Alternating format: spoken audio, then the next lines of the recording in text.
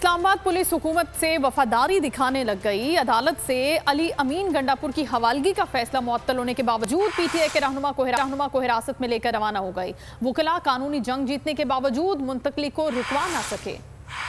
Islamabad police की फुर्तियां हवालगी का फैसला मुअत्तल होने के बावजूद अली अमीन गंडापुर को ले गई।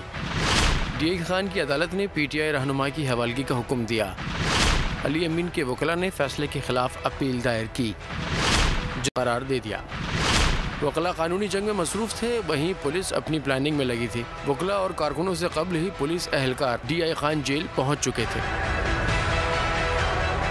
जेल हुकाम और वकला में बातचीत जारी थी। इसी दौरान इस्लामाबाद पुलिस ने अली अमीन गंडापुर को दूसरे गेट से निकाला और गाड़ी में बिठा दिया। पुलिस ने दफा 144 की खिलाफ वर्जी के इल्जाम में 50 कारकुनों को गिरफ्तार कर लिया। तो नजर आ रहा है सामने लिखा हुआ है जुल्म मिटने के लिए दो चीजों से मिटेगा भाई। एक, अदल की कुर्सी पे जो लोग बैठते हैं ना, वो अदल के हिसाब से फैसले करने लगे। दूसरा, कौम निकल खड़ी उस जुल्म के खिलाफ, तो जुल्म खत्म हो जाएगा। या इन दोनों में से कोई एक चीज हो जाए या दोनों हो जाए। अगर 420 का मुकदमा था, उस वक्त अदलिया में जो लोग बैठे हुए केस देख रहे थे, वो पूछते ना यार चीट हुआ कौन है। जब उनको दिखता कोई चीट नहीं हुआ, केस खत्म कर देते। तो जालिम जुल्म कर ही नहीं पाता। 9 जजेस ने नोट बिफोर किया मेरे केस को यार, 1.5 साल चला।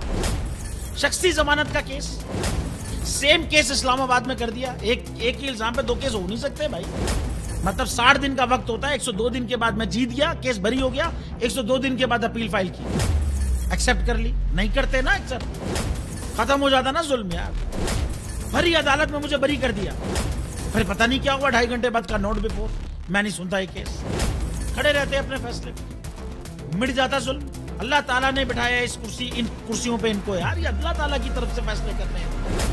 तो या तो ये फैसले आएंगे, जुल्म मिट जाएगा, या कौम खड़ी हो जाएगी जुल्म के खिलाफ।